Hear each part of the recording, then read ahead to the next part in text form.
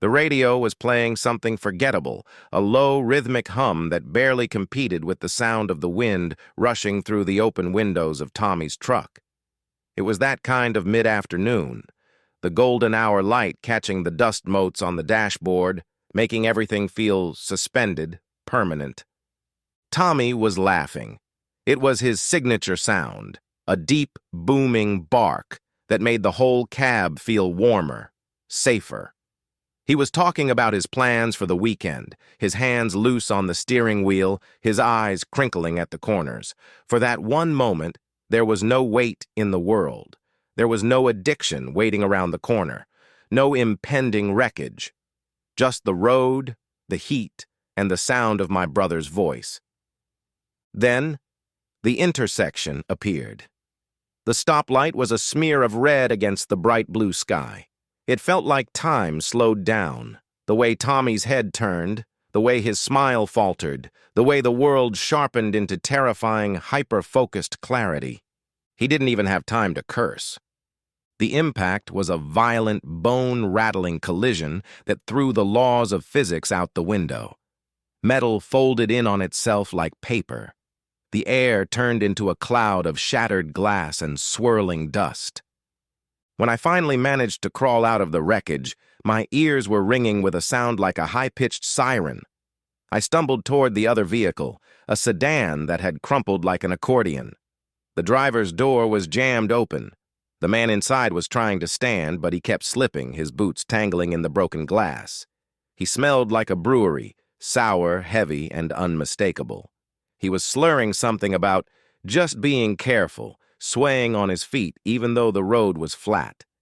He was a drunk, and he had just shattered my entire universe because he couldn't be bothered to stay sober. I didn't scream at him. I couldn't. I just turned back to the truck. That night, the house was too big. It was a vacuum, a hollow shell where the silence had teeth. Every corner of the kitchen, every shadow in the hallway screamed with the absence of him. The quiet was a physical weight. Something I couldn't push away, something that felt like it was going to suffocate me if I didn't find a way to plug my ears. I remembered the bottle my father had hidden in the back of the pantry, tucked behind the flour and the dry goods, a forgotten relic from a time before he'd walked out. I found it. The glass was cool, heavy, and solid. I didn't want to be an addict. I didn't want to be the man who needed a crutch. But as I stared at the amber liquid, I realized that I just wanted to stop thinking. I wanted to turn off the sound of the wind in the passenger door, the smell of the drunk driver's breath, and the deafening, final silence of my brother's laugh. I unscrewed the cap. It was the easiest decision I ever made. The first drink didn't fix anything, but it dimmed the lights just enough. It turned the roar of my grief into a manageable hum. I didn't know it then, but I had just stepped out of my life and into a long, dark hallway. I would spend the next 6 years trying to find the light switch, never realizing that the only way to survive the dark was to stop looking for the switch and start learning how to sit still in the quiet. 1. The wake. The sun punched through the motel curtains, turning the room into a blinding, hostile box. Elias squeezed his eyes shut, but it didn't help. His head felt like someone was taking a hammer to the inside of his skull. Every time his heart beat, it sent a fresh spike of pain behind his eyes. He tried to swallow, but his throat was raw, tasting like stale gin and cigarettes. He was lying on the carpet. It smelled like damp basement and cleaning chemicals. He dragged a hand across the floor, hoping to find a bottle, a cigarette, anything. His fingers brushed against something hard and metallic, a lighter. He clicked it. Nothing. How the hell did I get here? He closed his eyes, trying to piece together the last 12 hours. It came back in flashes, sharp and ugly. He remembered the bar on 4th Street. He'd been drinking doubles of the cheap stuff, the kind that burns going down. He remembered spilling his drink on a guy in a leather jacket, some local tough guy. The memory of the guy's face turning bright red was clear, followed by a hard shove that sent Elias sprawling into a table. He remembered stumbling out the back door into the rain, crying because he'd lost his wallet in the scuffle. He remembered walking for miles, his boots soaking through, screaming at strangers, and eventually finding this place. He must have begged the clerk for a room. He didn't even remember paying for it. He probably didn't. Now he was here. The room was spinning, the silence was suffocating, and the withdrawals were already starting to twitch in his fingers. He pulled himself up to his hands and knees, swaying. The room tilted. He scrambled toward the nightstand, checking for the bottle he was certain he'd bought on the walk over. Nothing.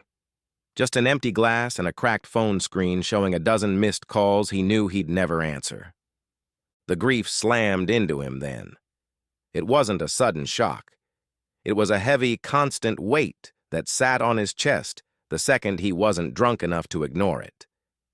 He collapsed back onto the floor, staring at the water stains on the ceiling, waiting for the shakes to take over. 2. The fall. It hadn't happened overnight. It was a slow, agonizing slide.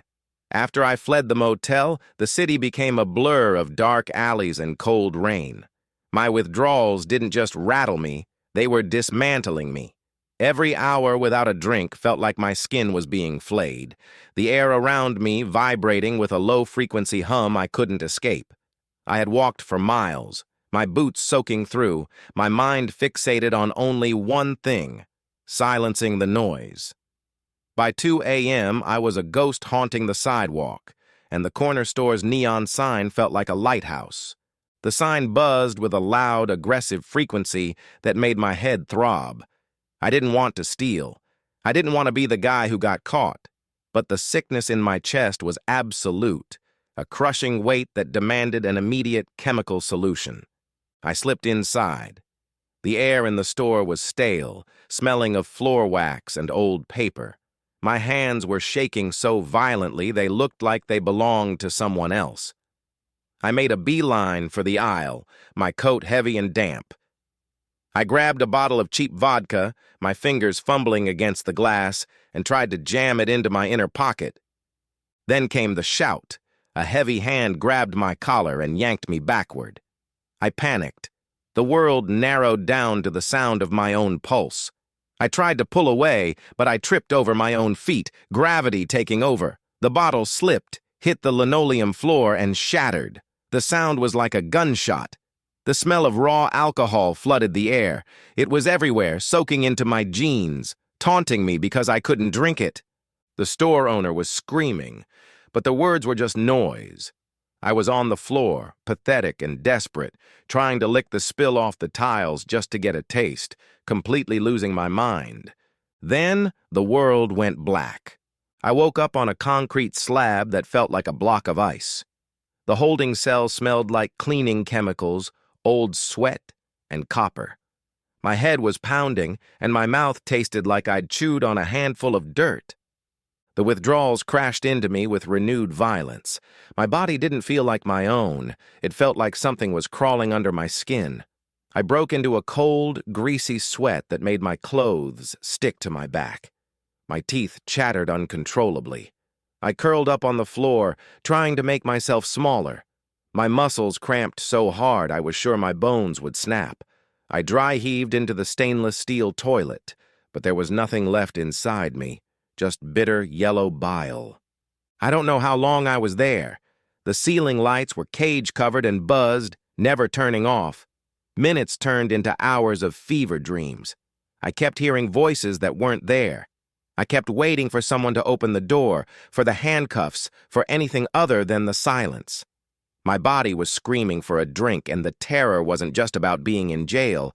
It was the realization that I was trapped in my own skin, and it was burning me alive.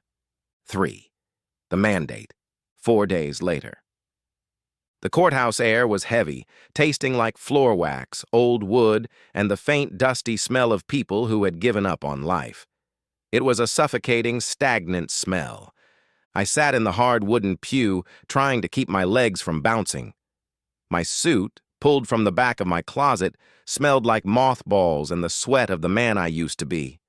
It hung off my frame like it was on a hanger, scratching at my neck. The physical shakes had mostly subsided, but they'd left behind a deep, bone-weary ache that made every breath feel like a chore. The guy sitting next to me was staring at the wall. He had a piece of silver gum wrapper in his lap. He was folding it over and over, pressing the creases down with his thumbnail until it was a tiny, jagged square of foil. Scrape, fold, press. Scrape, fold, press. The sound was so quiet, but in the silence of the room, it was loud as a gunshot. It was driving me insane. I wanted to scream at him to stop, to just sit still, but I didn't have the energy. I just gripped my knees until my knuckles turned white, staring at his dirty fingernails instead of looking at my own. I needed to focus. My mind kept drifting back to the booking room. I could still see the fluorescent lights, harsh, unblinking eyes that exposed every grime-streaked inch of that place. The processing had been a blur of humiliation. I remembered the camera flashes, the mug shot that would define me, my hair matted, my eyes glassy and unfocused. I remembered the heavy clinical weight of the cuffs, the way the metal bit into my wrists when they pushed me into the holding pen. They hadn't treated me like a person. I was just a collection of intake forms, fingerprint ink, and a serial number stamped onto a wristband. But the solitary cell they shoved me into afterward was its own kind of hell. It wasn't just the smell of cleaning chemicals and old sweat. It was the isolation. My body felt like it was being hollowed out with a rusty spoon. The sweat was cold and oily, soaking my shirt until it clung to my back like a second freezing skin. Every time I closed my eyes, the room seemed to tilt, and the floor vibrated with the phantom hum of the alcohol I was so desperately missing. My muscles were screaming, cramps firing off in my calves and thighs like small lightning strikes. I spent those hours curled in a fetal ball on the concrete, gasping for air that felt too thin to breathe, terrified that if I didn't stop shaking, my own heart would just give up. From where I'd been sitting in that intake area, I could hear them, the guttural shouting, the bodies slamming against metal doors, the raw, unfiltered violence of the main block. Just thinking about it made my stomach churn. If I'd been tossed into that environment while I was in the middle of a screaming withdrawal, shaking and half blind, I wouldn't have survived it. I knew that. It was the only good thing that had happened to me in weeks. Elias Vance. The judge didn't look up from her paperwork. She was old, with glasses perched on the edge of her nose and a pen moving rhythmically across a stack of files. She had a mountain of cases just like mine. To her, I wasn't a person. I was a file number, a statistic on a spreadsheet, another guy who couldn't keep his life in check. "Mr. Vance," she finally said, her voice dry as parchment. She looked over the top of her glasses, her eyes scanning me for maybe a second before moving on. "You're here on public intoxication and disorderly conduct. You're lucky it wasn't a DUI." I tried to swallow, but my throat was a desert. I just nodded. "I'm going to offer you a diversion program," she continued, her voice bored. 90 days. Mandatory attendance. You miss one session? You fail. You show up late? You fail. You walk out of here, and you stay sober." She paused, finally meeting my eyes. There was no pity in her look, just a weary indifference. "You violate that probation, Mr. Vance, and we stop talking about diversion. We start talking about a cell block. Do you understand?" The gavel cracked against the block. It was a sharp, final sound that echoed off the high ceiling. It didn't sound like a chance. It sounded like a door slamming shut. "Yes, Your Honor," I managed to rasp. The words felt like gravel in my mouth. I stood up, my knees feeling like they were made of jelly. I walked out of the courtroom, keeping my head down, avoiding the eyes of the people waiting on the benches. I was free to leave, but as I pushed through the heavy glass doors and stepped out onto the sidewalk, I realized the truth. I hadn't been saved. I was just under new management. 4. The room. The community center basement smelled like a mix of pine sol and weak burnt coffee. It was that specific kind of stale, heavy air that you only find in places where people are forced to be. I sat in the back row, my arms crossed so tight my biceps ached. I wasn't there for enlightenment. I wasn't there to find a higher power or share my feelings. I was there because the alternative was a cell block, and I had exactly 90 days of this bullshit to get through before I could be left alone again. A guy up front was talking about his third step. He kept saying the word surrender, like it was a magic spell. I stared at a crack in the linoleum floor, trying to tune him out. The hum of the fluorescent light above my head was driving me crazy. I just wanted to be home, or at least somewhere else, anywhere where I didn't have to listen to a room full of strangers dissecting their own wreckage. I let my eyes wander. It was just a way to kill time. I looked at the guy with the bad haircut, the old lady falling asleep in the front, and then my gaze landed on the woman sitting a few rows up near the aisle. She looked as tired as I felt. She was wearing a faded denim jacket, her hair pulled back into a messy bun that looked like it hadn't been touched since that morning. She wasn't participating. She was just staring at her own hands. She looked like she'd been chewed up by the week and spit out. I caught myself watching her for a second too long, not because I was looking for a date, but because she looked like someone who had also lost a fight with life. She noticed me watching, glanced over, and then looked back down at her boots without saying a word. Then the leader called on her. "Maya?" She sighed, a long, heavy sound, and shifted in her seat. She didn't stand up. She didn't offer a platitude. She just stared at the center of the circle. "I don't have anything profound to say," she started. Her voice was raspy, quiet, and completely devoid of the performative cheerfulness everyone else seemed to be faking. "I'm just tired. That's all. I'm tired of the silence in my house. I keep waiting for it to feel normal, but it never does. It's just heavy. Every Tuesday afternoon when I realize the week is only halfway over, I want to climb out of my own skin. That's where I am." I stopped fidgeting. The static in my head, the constant, low-level buzz of agitation, just cut out. I leaned forward, my arms uncrossing without me even realizing it. She wasn't trying to sell anyone on recovery. She wasn't trying to be an inspiration. She was just talking about the same empty, suffocating feeling that was sitting on my own chest. I looked at her again, but this time, it was different. She wasn't just a stranger in a jacket anymore. She was the only person in the room who sounded like she was telling the truth. Our eyes met across the circle. It was quick, a flash of recognition. I didn't look away this time. I felt a weird, sharp tug in my gut. For the first time all night, I wasn't looking at the door. I was listening to every single word she said. 5, the ride, and the drop-off. The rain was relentless. It turned the city streets into slick, black mirrors that reflected the neon signs of the closed shops. I was driving my rusted sedan, the wipers slapping back and forth against the glass in a frantic, losing battle against the storm. The heater was rattling somewhere behind the dash, clicking like a dying insect, but it wasn't doing much to cut the damp chill seeping through the floorboards. I saw her a few blocks from the community center.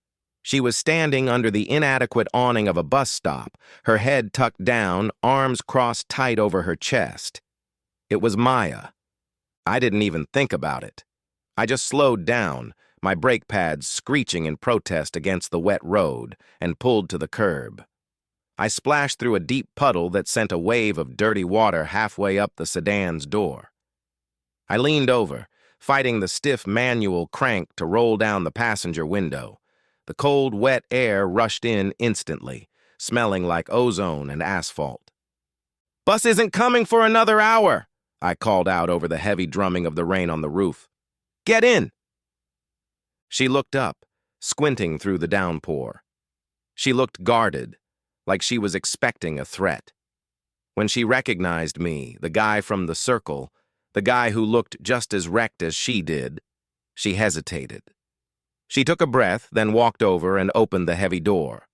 She slipped into the passenger seat, bringing a pocket of cold air and the smell of wet pavement with her. "You didn't have to stop," she said, shivering as she pulled the door shut. "I know," I said, shifting the car into drive. The tires spun for a second before gripping the slick road. "But waiting out there in this? That's a bad punchline to an already terrible joke." She let out a dry, humorless exhale. Not quite a laugh, but it broke the tension. She stared out the windshield, watching the hypnotic swing of the wipers.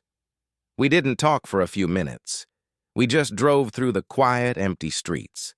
The car felt small and intimate, like a life raft. "They mean well," she finally said, looking at the road ahead. She was talking about the meeting, the people inside the basement. All the talk about grace, about healing. Sometimes I think they forget that before you can find grace, you have to survive the grief. I kept my eyes on the road, my hands gripping the steering wheel tight. "They don't tell you that the grief is the only thing you have left," I said, my voice low over the hum of the engine. "You let it go and you're just empty." Maya turned her head. In the dim, flickering green light of the dashboard, I could see the exhausted lines around her eyes. "My daughter," she said. Her voice was steady, but it sounded hollowed out. The confession hung in the damp air inside the car. I tightened my grip until my knuckles burned. I didn't offer a platitude. I didn't try to fix it. I thought about the funeral, the crushing silence that followed, and the way I'd tried to drown that noise in a bottle. I swallowed hard against the jagged stone in my throat. We didn't need to say anything else. The silence that settled over the car wasn't heavy anymore. It was shared. Two people carrying the uncarryable, driving through the storm. We reached her building a few minutes later, a nondescript place with peeling paint and flickering lights. I pulled to the curb and shifted into park. The engine idled rough, shuddering the whole frame of the car. Maya reached for the door handle, then stopped. She looked back at the dark, wet street before turning to me. "Are you going to be there tomorrow?" she asked. I looked at the steering wheel, then up at the lit window of her building, and finally back to her. I thought about my motel room. I thought about the crushing silence waiting for me there. "Yeah," I said, my voice steady. "I'll be there." She nodded once. "Good night, Elias." "Night, Maya." I watched her walk up the cracked concrete path and fumble with her keys until the heavy glass door of the lobby clicked open. I didn't put the car in drive until she was safely inside. As I pulled away, merging back into the slick, empty streets, the familiar craving in my gut was still there, a coiled snake waiting to strike. But for the first time in an eternity, it wasn't the only thing I felt. 6, the echo. It was always the rain. That was how it started. The smell of rain hitting hot asphalt. In the dream, the sun was blinding. I was sitting in Tommy's truck. He was laughing, that big, loud laugh that always made the world feel like it wasn't such a heavy place to be. Then, the screech of tires, the sound of metal screaming as it folded in on itself. The dream didn't play by the rules. One second I was sitting next to him, and the next I was on the side of the highway. The air tasted like burnt rubber and car fluids. I was clawing at the crumpled door, tearing my fingernails on the jagged steel, screaming his name until my throat bled. But Tommy wasn't laughing anymore. The silence inside that cab was louder than any crash. I pulled at the metal. It sliced my palms. I shot up in bed, gasping for air. My sheets were soaked in sweat. I was heaving, my chest hitting my ribs like a trapped animal. I looked around the room, the cheap dresser, the peeling paint, the closed blinds, waiting for the panic to die down. It took a minute for my brain to catch up to the room. I grabbed my phone from the nightstand. The screen lit up, showing me the date. 6 years to the day, 6 years since the crash. The truck was gone. The highway was empty. but the ghost of it was still sitting there in the room with me. I swung my legs over the side of the mattress and buried my face in my hands. I was shaking. It wasn't the violent skeletal tremors of the holding cell, but something else. A deep, hollow vibration in my bones. My stomach felt like it had been punched. The voice in the back of my head started its work. "Just one," it whispered. "Just walk to the corner store. Just one bottle to make the memory stop. Just one to stop the shaking." It would be so easy. I knew exactly where the store was. I knew how the cold bottle would feel against my palm. I knew that the numbness would hit me in 5 seconds, and for a few hours, Tommy wouldn't be dead, and the metal wouldn't be twisted, and I wouldn't be this hollowed-out wreck. I forced myself to stand up. My legs felt like they were made of lead. I walked into the bathroom and turned on the tap. I splashed freezing water on my face, letting it drip down my neck, trying to shock my brain back into reality. I looked at the mirror. I looked like hell. My eyes were bloodshot, and there was a look of pure animal panic on my face. The craving was a physical ache in my jaw, a knot pulling tight in my gut. I could feel the gravity of the bottle pulling at me, promising an escape from the nightmare. But then, the static in my head cleared for a second. I remembered the car ride, the dashboard lights, the green glow. I remembered Maya. "Are you going to be there tomorrow?" She'd asked me that. She'd waited for my answer. I gripped the edges of the sink until my knuckles turned white. My whole body wanted to break. I wanted to go buy that bottle and disappear. But I looked at my reflection and forced myself to breathe. "Yeah," I whispered to the empty room. My voice was rough and cracked. "I'll be there." 7. The register. The neon open sign in the window of Ray's Beverage Mart buzzed with a low, angry frequency that drilled directly into the center of Elias's skull.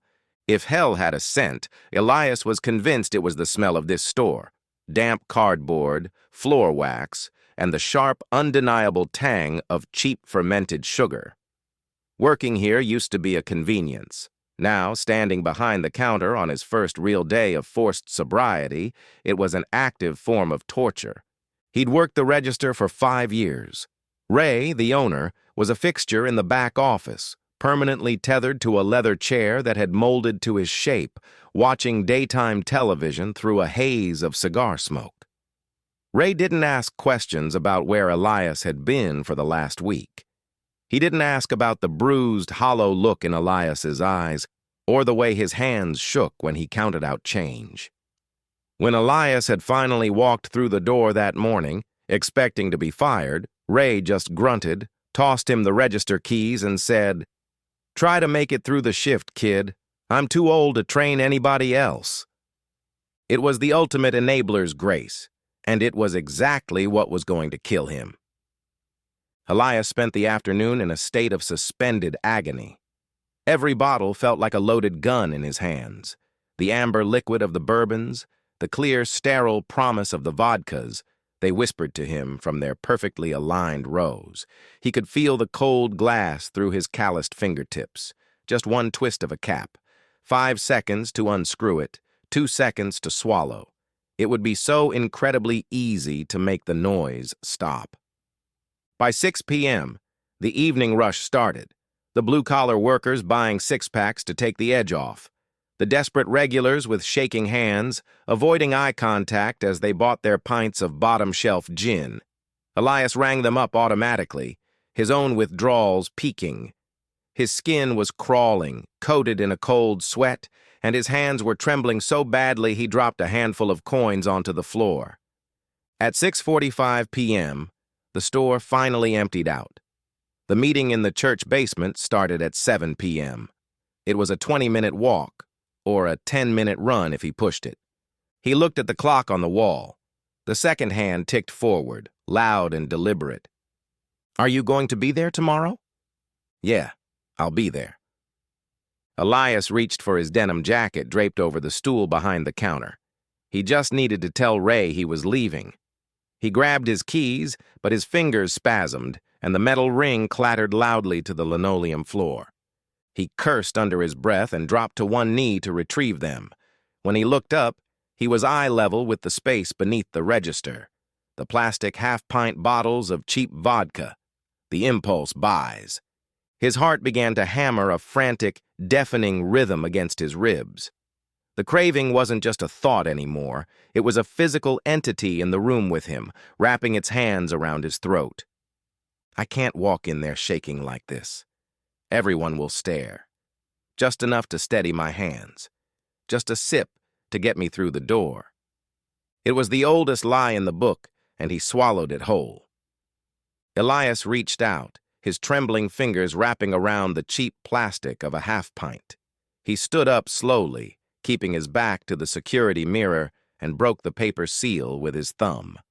The sharp crack sounded like a gunshot in the quiet store. He didn't hesitate. He brought the bottle to his lips and tipped it back. The liquid burned like battery acid going down his raw throat, but the fire in his stomach was instant. Within seconds, a heavy, familiar numbness began to spread outward from his chest, silencing the screaming nerves, loosening the tight coil of his muscles. The violent tremors in his hands slowed, then stopped. He exhaled a long, shuddering breath. He felt human again. He felt functional. Elias looked up at the clock. 6:52 p.m. He could still make it. He grabbed his jacket, slinging it over his shoulder, and took a step toward the door. But as he moved, he caught the smell of his own breath. The harsh, metallic reek of cheap vodka. He froze. He pictured the circle of metal chairs. He pictured Maya looking up at him from across the room, her eyes searching his face. She wouldn't need to ask. She would smell it on him the second he walked into the basement. The disappointment in her eyes wouldn't be loud or angry. It would just be tired. It would be the look of someone who knew exactly what a broken promise smelled like. He couldn't face her. Not like this.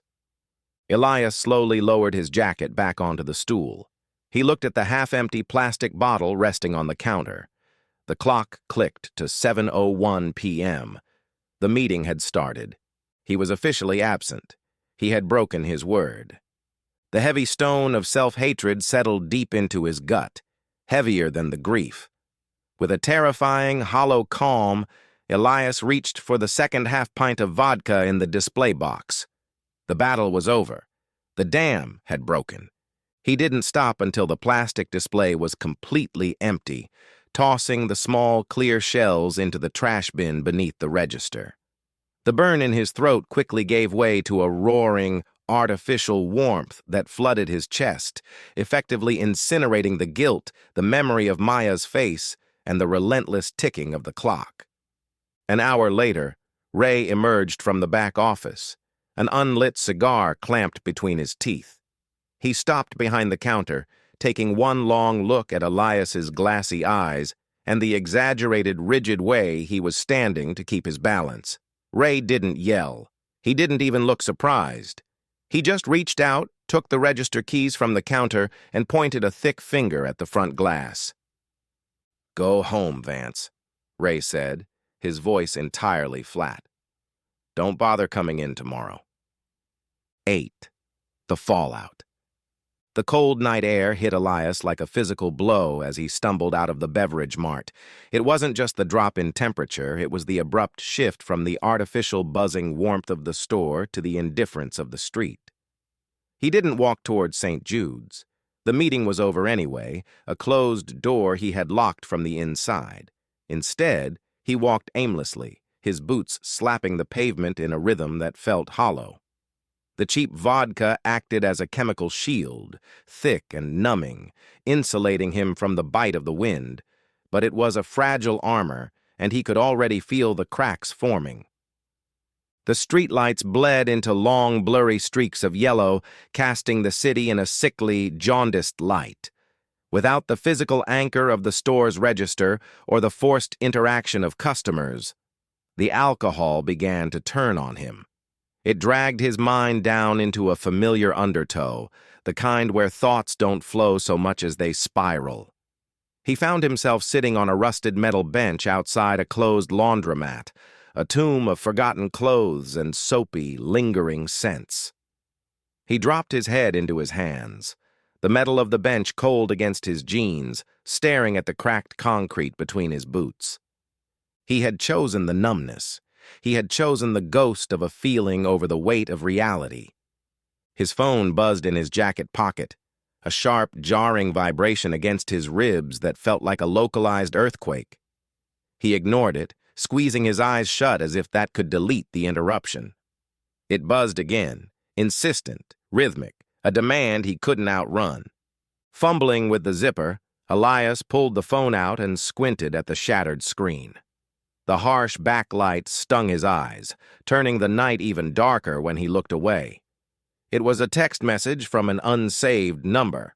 He had written his contact info down on a ripped piece of receipt paper for her after the ride home, a fragile olive branch he had just snapped in half. "You weren't there." He stared at the 3 words until they began to swim and distort on the screen. The terrifying, hollow calm he had paid so dearly for was completely gone, replaced by a crushing, suffocating wave of self-loathing that sat heavy in his gut, hotter and sharper than the alcohol. He typed out an apology, his thumbs moving sluggishly. "I'm sorry. Something happened." Then deleted it. It sounded like a lie, even to him. He started an excuse about work, then deleted that too. There were no words that could fix a broken promise to someone who already knew exactly how fragile the world was. Elias let the phone slip from his trembling fingers. It clattered against the cold concrete, a small, empty sound in the vast, indifferent night. He didn't pick it up. He simply leaned back, closed his eyes, and let the darkness pull him under, waiting for the buzz of the city to swallow him whole. 4. The return. 3 days. It took 3 days for the physical rot of the relapse to leach out of his system, leaving behind a cold, fragile clarity that felt more like an exposure than a recovery. The first morning, while his hands were still shaking and his head felt like it was packed with wet wool, Elias didn't bargain. He moved through his apartment with the detachment of a man performing an autopsy on his own life. He pulled the half-empty pint hidden beneath the bathroom sink and the dented emergency flask tucked in the back of his sock drawer. He didn't hesitate or pause to negotiate with the voice in his head that promised him just one more sip to dull the edges. He unscrewed the caps and poured every last drop down the toilet, the sharp medicinal fumes burning his nose as the liquid swirled into the bowl. He watched it disappear, flushing the failure away, and for the first time, his chest didn't feel quite so hollow. He left his phone face down on his cramped kitchen counter. He hadn't texted Maya back. He hadn't called. The silence was a coward's play, he knew that. But it was the only honest thing he had left. There was no poetry in what he'd done, no eloquent excuse that wouldn't sound like a defense mechanism. He was a man approaching 30 with nothing to show for it but a string of burned bridges and a list of half-hearted attempts at being a person. He was failing, not just at staying sober, but at the very act of existing. The day after, Elias walked back into Ray's Beverage Mart. He wasn't shaking, but his legs felt heavy, as if he were wading through water. He stood in front of the back office door until Ray finally looked up through a cloud of thick, acrid cigar smoke. Elias didn't offer a grand, tearful speech. He didn't have it in him. He just looked the older man in the eye, his own gaze raw and tired. "I messed up, Ray. It was a mistake, and I'm sorry. I'm going to do better. I mean it." Ray stared at him for a long time, his expression unreadable, before slowly reaching into his pocket and tossing the register keys onto the blotter. "One more strike, Vance. That's it. Next time, don't even bother coming in to apologize." Elias took the keys. Standing behind that counter, surrounded by the inventory of his own destruction, felt like standing on the edge of a cliff. The craving was still there, a low, persistent hum in his blood. But the sheer, crushing weight of his own regret had built a wall in his mind. He wasn't just afraid of the bottle anymore. He was afraid of becoming the ghost that spent his life behind a register, waiting for the end. Now, it was Tuesday evening. The fluorescent lights of the community center basement flickered with that dull, familiar buzz that always signaled the start of another hour of penance. Elias stood in the hallway outside the meeting room, the pervasive scent of cheap, burnt coffee leaking through the heavy wooden door. His probation officer had let the missed meeting slide with a final, brutal warning. But the court mandate wasn't what was making his chest tight.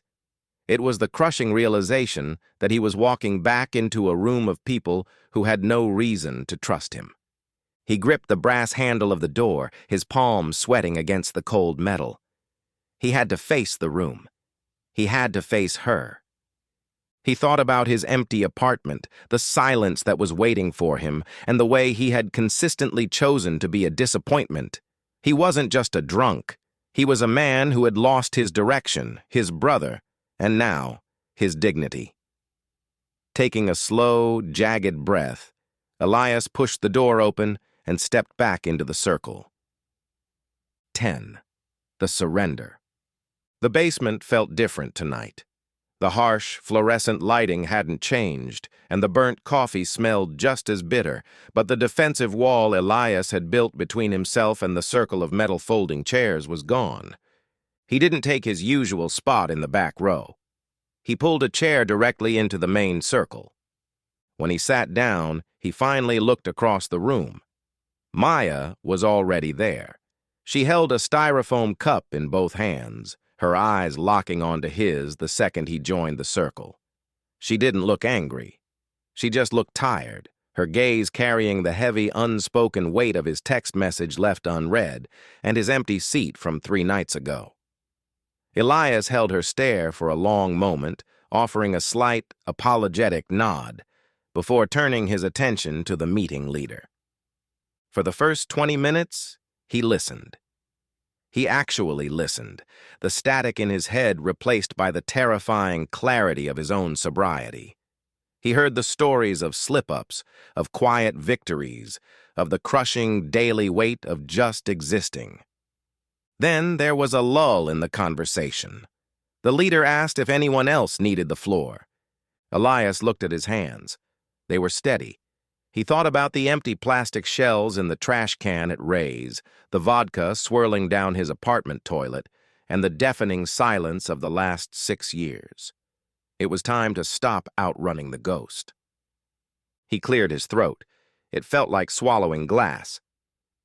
"I'm Elias," he said, his voice rough but loud enough to carry across the concrete walls. "And I'm an alcoholic." The room responded with a unified, quiet greeting. Maya didn't look away from him. "I wasn't here on Friday," Elias continued, his grip tightening on his knees. "I was supposed to be. It was a condition of my probation. It was a promise I made." He swallowed hard, forcing himself to look at the faces in the circle instead of the floor. "But I didn't make it. I was at work, and I relapsed. I drank until I couldn't feel my own hands." The room remained perfectly still. There were no gasps, no murmurs of judgment, just the quiet, collective understanding of a room full of people who knew the exact shape of a sudden fall. "I tried to tell myself it was just the withdrawals," Elias said, his voice dropping a fraction of an octave. "That I just needed to steady my hands so I could walk in here without everyone staring. But that was a lie." He paused, the jagged stone in his throat making it hard to draw a full breath, the memory of the twisted metal, the smell of radiator fluid, and Tommy's missing laugh flooded his chest. "Friday was an anniversary," Elias whispered, the words trembling as they left his mouth. "It was 6 years to the day since my brother died in a car crash. I was in the passenger seat." A sudden, sharp heat pricked at the corners of his eyes. He blinked rapidly, fighting the physical sting, but a single, treacherous tear spilled over, cutting a hot path down his cheek. He wiped it away angrily with the back of his hand, but he didn't stop talking. "I've spent 6 years trying to drown him out," Elias said, his voice thick with a grief he was finally allowing the room to see. "But pouring the liquor down the drain this morning, it didn't make the silence any louder. I'm tired of running. I have to figure out how to live with the ghost, because the alternative is going to kill me. So, I'm here. I'm taking this seriously. I have to." When the meeting finally broke apart an hour later, Elias felt physically exhausted, as if he had run 10 miles uphill. But the crushing, suffocating weight that usually sat squarely on his chest had shifted. It was still there, but he wasn't carrying it entirely by himself anymore. He found Maya near the coat rack in the hallway. She was pulling her faded denim jacket over her shoulders. "I parked out front," Elias said quietly, stopping a few feet away from her. "The rain stopped, but it's cold. I can take you home." Maya stopped zipping her jacket. She looked at him, her eyes searching his face, taking in the red-rimmed eyes and the exhausted slump of his shoulders. The guarded tension in her jaw finally softened. "Okay," she said. They walked out into the freezing night air in silence. The neon sign of a nearby diner cast long red shadows across the wet pavement. Before they reached the rusted sedan, Maya stopped on the sidewalk. "You meant what you said in there," she said, her breath pluming in the frigid air. "About being tired of running." Elias turned to face her, shoving his hands deep into his jacket pockets. "Yeah, I did." Maya gave a slow, deliberate nod. She looked down at the cracked concrete for a second before looking back up, her gaze suddenly intensely focused. "The court gave you a mandate, but did they give you a sponsor?" she asked. Elias shook his head. "No, just the sheet to get signed." "You can't do this with just a sheet of paper, Elias, and you can't do it just by pouring bottles down the drain," Maya said, her voice steady and completely devoid of pity. She stepped a fraction closer. "Let me be your sponsor." Elias blinked, entirely caught off guard. "You?" "Me," Maya affirmed, a fierce, protective edge to her tone. "We have different ghosts, but we're fighting the same war. I know when you're lying, and you know when I am. You need someone who isn't going to buy your excuses. And honestly, I could use the anchor just as much as you." 11. The agreement was simple, but it hung in the car like a heavy, invisible weight. Elias navigated the back streets, the sedan's engine whining in protest as he slowed down. Maya guided him toward a block of fading brick apartment buildings, the kind where the streetlights were always flickering and the sidewalks were cracked. "You don't drive?" Elias asked, his eyes catching the empty street. "No car," Maya said, watching the passing houses. "I work at the diner on 4th, Miller's. It's just a 10-minute walk from here. I don't need a car to get to the graveyard shift." Elias glanced at her. "Waitress?" "For now," she said. She shifted, her posture loosening for the first time that night. "I'm saving everything I make for CNA school. I want to work in hospice. Someone has to be there when the lights go out, right?" Elias felt a sharp, quiet respect pierce through his own numbness. She wasn't just surviving, she was building a path out of the wreckage. He pulled to the curb outside her building. The engine shuddered and died, leaving them in a profound, intimate silence. The street felt miles away from the fluorescent glare of the basement. Maya didn't move to open the door immediately. She turned, her gaze steady, locking onto his. "Sponsorship isn't just about calling me when you want a drink, Elias. It's about showing up, even when the world feels like it's ending." "I hear you," he said. He felt a weird, fluttery tension in his chest, not the panic of withdrawal, but something lighter, sharper. "Good," she said. She reached for the door handle, then hesitated. "There's a small church on 5th. They have a service on Sunday mornings. It's quiet. Sometimes just being in a room where people are trying to be better, it helps." She paused, her voice softening. "Come with me? This Sunday?" Elias looked at her, at the way the streetlight caught the exhaustion and the hidden hope in her expression. He thought about his empty apartment, the silence that felt like a tomb. "I'd like that," he said.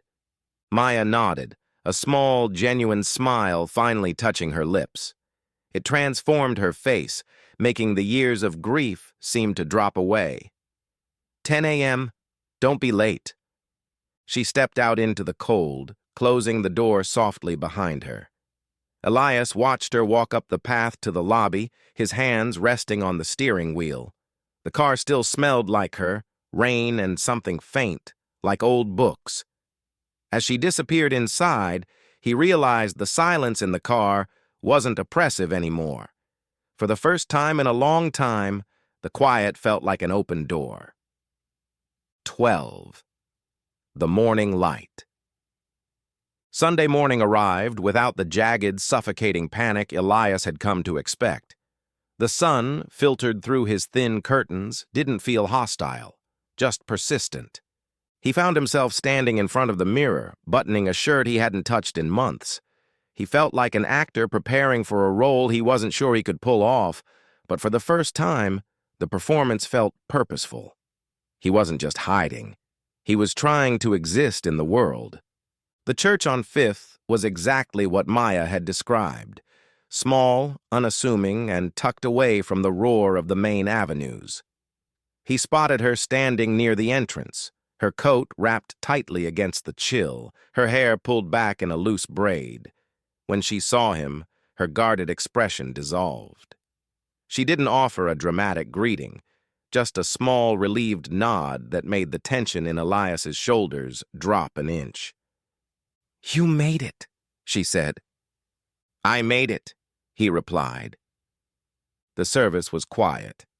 It wasn't a fire and brimstone affair. It was an hour of soft organ music, hushed readings, and the collective, steady breathing of a dozen people trying to find their footing. Elias didn't know the prayers, and he didn't feel the sudden divine spark some people talked about, but he felt the absence of the static. For the first time in years, he was sitting in a room where the air didn't smell like regret. He looked at Maya, sitting beside him, her hands folded loosely in her lap. She looked human, tired, resilient, and undeniably present. Afterward, as they stepped back out onto the sidewalk, the sunlight felt sharper, cleaner. Elias paused, looking down the street toward the main avenue. "I know a place a few blocks over," he said, glancing at her. "It's a deli, not a diner. They do decent sandwiches. If you aren't in a hurry, want to grab lunch?" Maya's eyes brightened, a genuine, relaxed smile spreading across her face. "I'd like that, Elias. Lead the way." They found the corner deli, a cramped space with checkered tablecloths and the smell of fresh coffee and toasted bread. They sat in a corner booth, the city sounds muffled by the thick glass windows. The conversation, which Elias feared would be strained or heavy with recovery talk, ended up being surprisingly light. They talked about the neighborhood, about the way the streetlights hummed, about the books they'd read in high school. Elias found himself listening to the cadence of her voice, watching the way her eyes crinkled when she laughed, a rare, startlingly genuine sound that caught him off guard. "So," Elias said, leaning back, a half-eaten sandwich in his hand. "CNA school. What's the end game there? Hospice, you said?" Maya looked down at her coffee, tracing the rim of the mug. "I want to be the person who holds the hand," she said, her voice dropping, losing its edge. When I lost my daughter, the people who were there, they were just doing a job, but the one nurse, she didn't try to fix it. She didn't offer platitudes. She stayed. She was the only thing that felt real in the entire room." She looked up at him, her gaze piercing. "I want to be that. I want to be the person who stays when things are falling apart." Elias felt a slow, steady warmth bloom in his chest. It wasn't the artificial heat of the bottle. It was something grounded and heavy. He looked at her, really looked at her, and realized that the anchor she'd talked about wasn't just him, it was her. They were two people reaching out in the dark, and for the first time, he didn't just feel the need for her help. He felt the growing, terrifying, beautiful desire to be the one to stay for her, too. "You'd be good at that," he said, his voice barely a whisper. "You're already good at that." Maya didn't look away. A faint, dusty pink bloomed on her cheeks, and for a long moment, the deli, the coffee, and the Sunday morning noise faded away. Elias reached across the table, not touching her, but letting his hand hover near hers on the cool laminate. It was a small movement, a tentative offer, but in the quiet of that corner booth, it felt like the biggest risk he'd ever taken. She didn't pull back. Instead, she let out a soft, shaky breath, and the ghost of a smile, not the guarded, tired one, but a real, unguarded smile, touched her lips. "Yeah," she said softly. "I think I would." For the first time in 6 years, the future didn't look like a blank, terrifying void. It looked like a walk home, a cup of coffee, and a promise to show up. It looked like her. 13. The architecture of silence. The Sundays became a rhythm we didn't have to talk about. We stopped hiding in the back rows of the church on 5th Street and began arriving early, helping set up chairs or organize the hymnals. We weren't trying to be pious. We were just trying to find a stillness that neither of us could manufacture on our own. One Tuesday evening, after helping sort the pantry donations, we sat on the church steps, the city traffic humming in the distance. The conversation drifted, as it often did, to the jagged history that had brought us to this curb.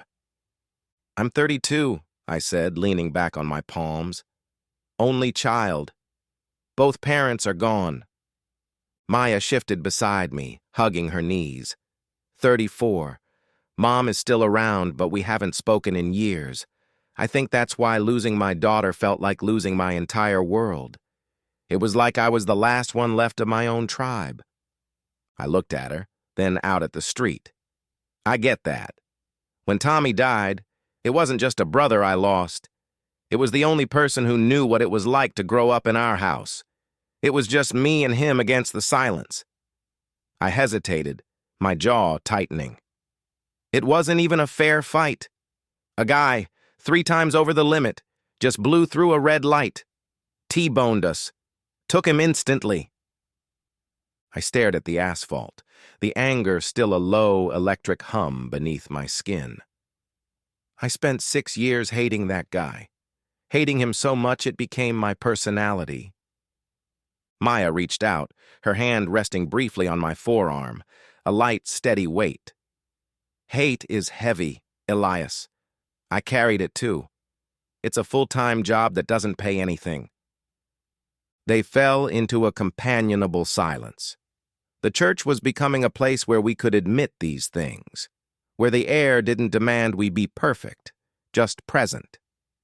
We were beginning to understand that our involvement here wasn't about answers to big theological questions.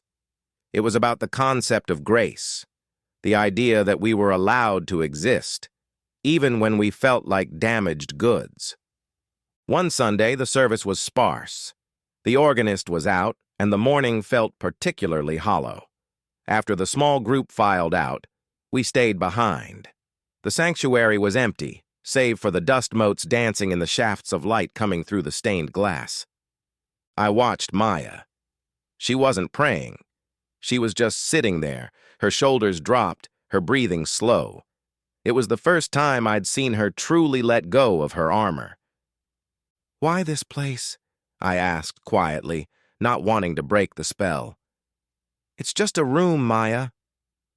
She looked up at the ceiling, then turned to me. Her eyes were bright, not with tears, but with a sudden, sharp realization. "It's not about the building, Elias. It's about the fact that no matter what we've done, how much we've drank, how many people we've let down, how broken we are, we can still sit in this room and be treated like we belong." She reached out, taking my hand. Her grip was firm, grounding. "It's a map," she said softly. It says you can be wretched, you can be lost, you can be totally broken, and you are still worth the finding. I thought about the months I'd spent in the dark, the liquor, the motel rooms, and the crushing injustice of the crash. I realized then that I wasn't just sitting in church because Maya asked me to. I was here because for the first time in my life, I didn't want to save myself. I wanted to be saved, and I wanted to be the one to help Maya walk the rest of the way home, too. I think I'm starting to understand, I said. Good, she said, her smile small and real, because we have a lot of living to do. 14. The summit. 6 months, 182 days of waking up without the taste of poison in my mouth. But they weren't easy days. They were jagged, filled with the kind of friction that only happens when two people who are used to being islands finally try to build a bridge. We spent weeks walking on eggshells, terrified that the wrong word or a bad Tuesday would trigger a collapse. There were nights where we sat on my stoop, not touching, just staring at the traffic because the silence between us felt too heavy to break. The hike was our attempt to step outside of that tension, a test to see if we could exist in the world without the safety net of the church basement or the ritual of our daily check-ins. The air at this altitude was thin, sharp, and tasted of pine needles and damp earth, a million miles away from the smell of burnt coffee and floor wax. I crested the final ridge of the trail, my lungs burning, my legs screaming, and finally stopped. It was quiet here, not the heavy, suffocating silence of my old apartment, but a vast, living silence that felt like permission. Maya reached the ridge a moment behind me. She wasn't winded. She moved with the steady, practiced grace she'd clawed her way toward over the last half-year. She pulled off her windbreaker, tying it around her waist, and stood beside me, looking out at the valley below. "You made it," she said. Her voice was steady, but I saw the fatigue in the slump of her shoulders, a mirrored version of my own. "I think I'm getting used to the elevation," I said, wiping sweat from my forehead. I looked at her, really looked at her. 6 months ago, we were two drowning people clinging to the same piece of driftwood. The ghost of the man I used to be felt like a distant, faded photograph, but the man I was becoming was still brittle, still terrified. The craving still visited sometimes, a faint, ghostly itch in my veins, but it didn't hold the keys anymore. "I spent a long time thinking my life was a series of punishments," I said, the words feeling heavy and important in the open air. "I thought recovery was just a way to pay off the debt, but I wouldn't be standing here. I'd be back in that motel or worse if you hadn't stopped me, if you hadn't been the anchor."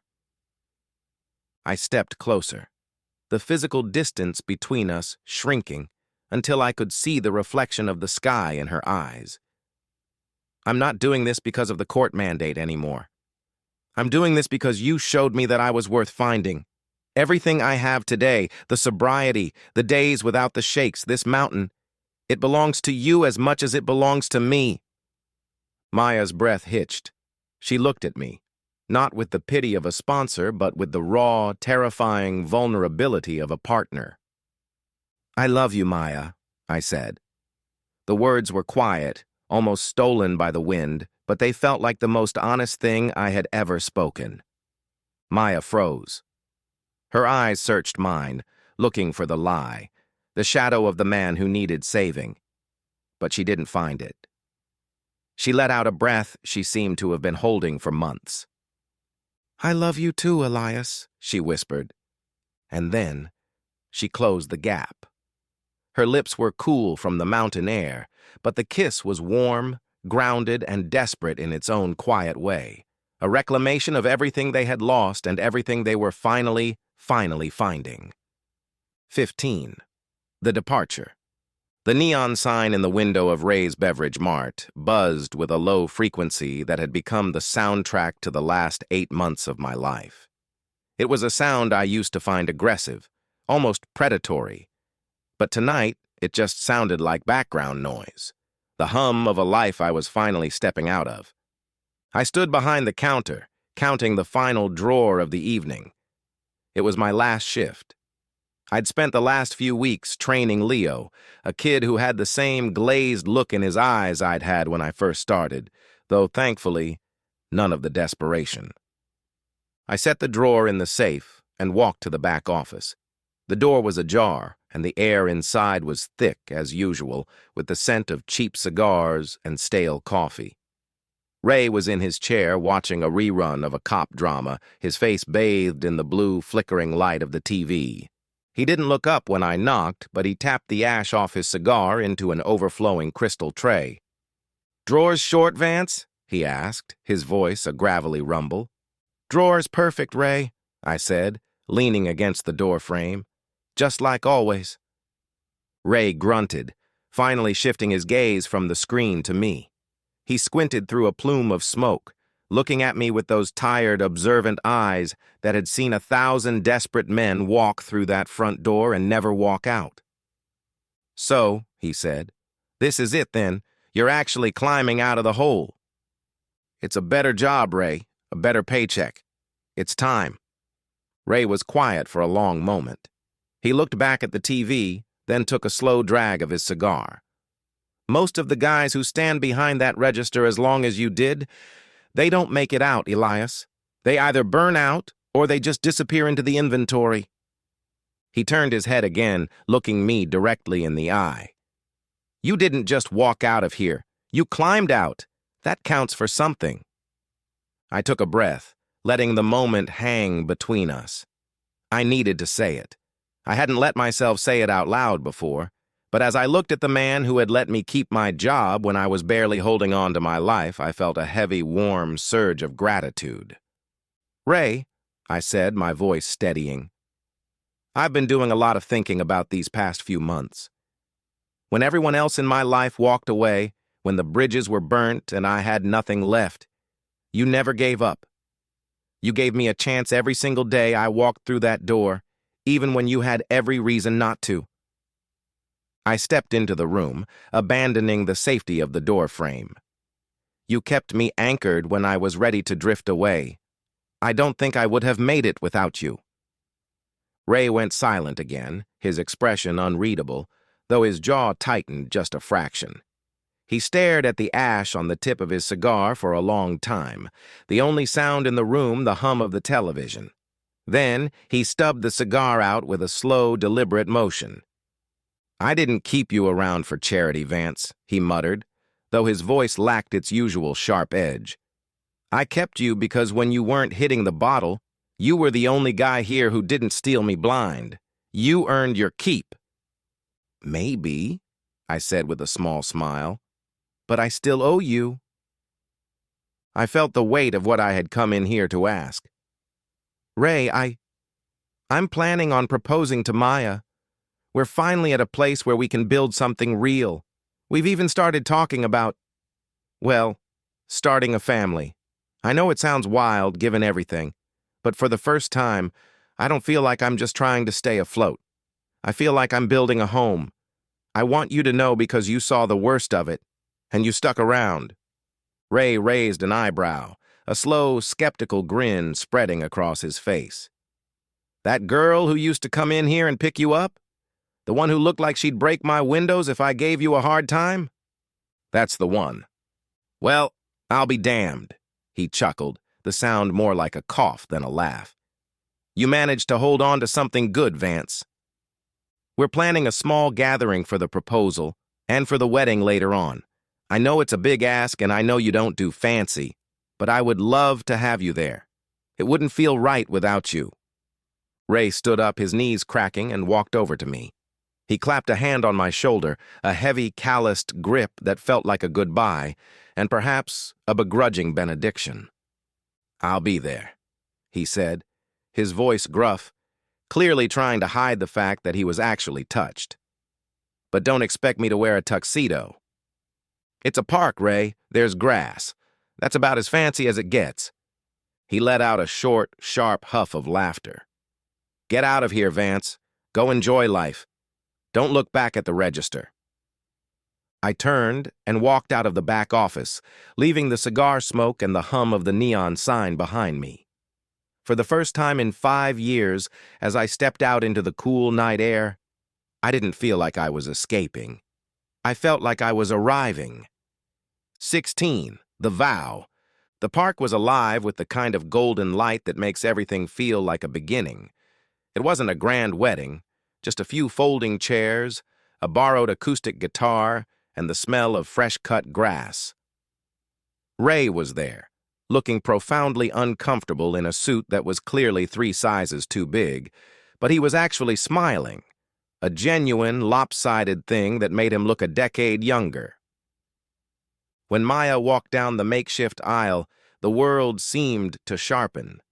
She wore a simple white dress, her hair pinned back with a few sprigs of baby's breath, and her smile was so bright it made my chest ache. She didn't look like a woman who had been through a war. She looked like the person who had finally won it. We didn't have a formal officiant. We had a friend from the meeting who stood between us, beaming. When it was time for our vows, I didn't reach for a crumpled piece of paper. I just looked at her. "Maya," I started, my voice steady. "I spent a long time thinking I was a broken thing that couldn't be fixed. But you didn't try to fix me. You just sat with me in the dark until I learned how to find the light again. I promise to be your anchor when the days get rough and your biggest fan on the days that are easy. I promise to always leave the last bite of dessert for you and to never, ever stop trying to make you laugh. You are my favorite person, my best friend, and my home." Maya reached out, taking my hands in hers. Her grip was warm and solid. "Elias," she said, her voice soft but clear. "I promise to be the person who holds your hand through the storms and the sunshine. I promise to share all my coffee, to always listen to your stories even when I've heard them a dozen times, and to keep building this beautiful, quiet life with you. We've fought so hard to get here, and I promise to never take a single second of our us for granted." When we kissed, the applause was small but loud with love. We were finally, unequivocally, a team. 2 days later, we drove north. We had rented a small A-frame cabin tucked high in the mountains for a 3-day escape. It was the kind of place that felt like it was floating above the rest of the world. Just us, a pine needle carpet, and a porch that looked out over a valley of endless green. The first morning, I woke up before the sun. The cabin was cool, smelling of wood smoke and old cedar. I walked out onto the deck with 2 mugs of coffee. The air was thin and crisp, sharp enough to wake up every nerve in my body.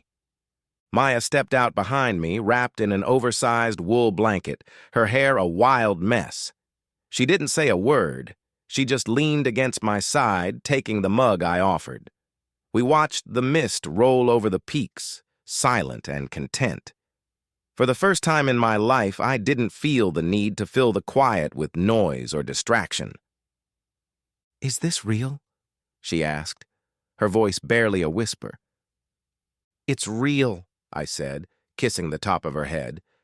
We spent the next 3 days doing absolutely nothing, and it was the best work of our lives.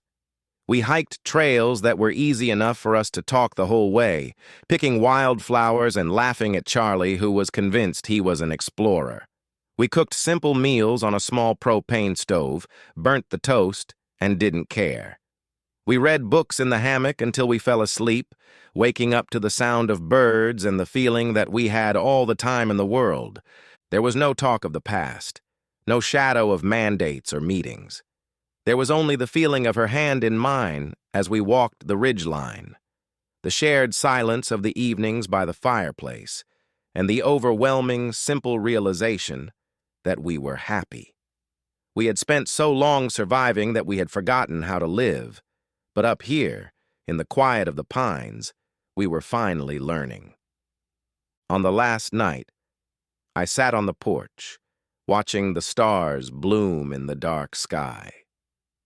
Maya was inside, playing a soft melody on the guitar we'd found in the cabin closet. I looked at the dark silhouette of the mountains and realized I wasn't looking for a win. I wasn't looking for a future that would save me. I was just sitting there, completely present, completely grateful, and for the first time, completely, terrifyingly happy. 17. The sage-colored corner. The apartment felt different. It wasn't just the smell of fresh latex paint or the plastic drop cloths covering the floorboards. It was the light. For the first time in years, the living room didn't feel like a waiting room for the next crisis. It felt like a home. We were painting the corner by the window. Maya had picked out the color weeks ago, a soft, muted sage. "It's calming," she'd said, her eyes tracing the swatch like it was a map to somewhere quiet. "It's the color of breathing." I stood on the stepladder, rolling the color onto the plaster. Below me, Maya was sitting on the floor, surrounded by a pile of secondhand baby clothes we'd picked up from the thrift store on 5th. She wasn't moving much, just sorting through the tiny cotton onesies with a tenderness that made my chest ache. "You're doing that one wrong," she said, though her voice was light. She pointed to a mist streak near the ceiling. "I'm doing my best," I laughed, dipping the roller back into the tray. "You're the one with the eye for detail." She didn't answer immediately. She just held a tiny yellow sock up to the light, her thumb brushing the fabric. The silence that settled over us wasn't the heavy, suffocating kind we had lived with for so long. It was full, a quiet anticipation. "Do you think we're actually doing this?" she asked, her voice barely a whisper. "Do you think we're actually allowed to have this?" I climbed down from the ladder, the wooden steps creaking in the quiet room. I sat on the floor beside her, the smell of damp paint clinging to my shirt. I reached out and covered her hand with mine, feeling the steady, warm pulse in her wrist. "We worked for it," I said, my voice grounding, serious. "We didn't steal this. We fought for every single day of it. This isn't a fluke, Maya. It's what we built." She looked at me then, her eyes searching my face as if she were still looking for the man who didn't know how to stay. But the man looking back was solid. I was working, I was present, and for the first time I wasn't just surviving, I was building. "I'm just tired," she said, leaning her head against my shoulder. She looked pale, the kind of exhaustion that sleep didn't seem to touch, but she was smiling. "I just want this to be the end of the ghosts.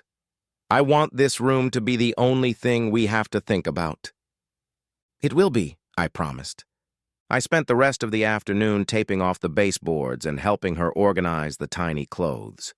We didn't talk about the clinic or the past or the wreckage we'd left behind in that community center basement.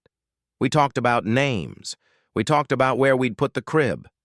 For those few hours, the world didn't exist outside of that corner of our living room. As the sun began to dip, casting long golden shadows across the sage-colored walls, Maya fell asleep against my chest. She looked so peaceful. The lines of anxiety that usually bracketed her mouth were gone, smoothed out by the sheer effort of hoping. I watched her, a fierce, protective love rising up inside me. I was the anchor. I was the one who had stayed. And as I looked at the tiny pile of yellow socks on the floor, I felt a certainty so strong it burned. We had finally, truly arrived. The worst was behind us. We were finally safe. 18, the years of light. The sun didn't intrude anymore. It simply arrived, warming the hardwood floors of our apartment until the dust motes danced in the light like tiny suspended stars. We had made it.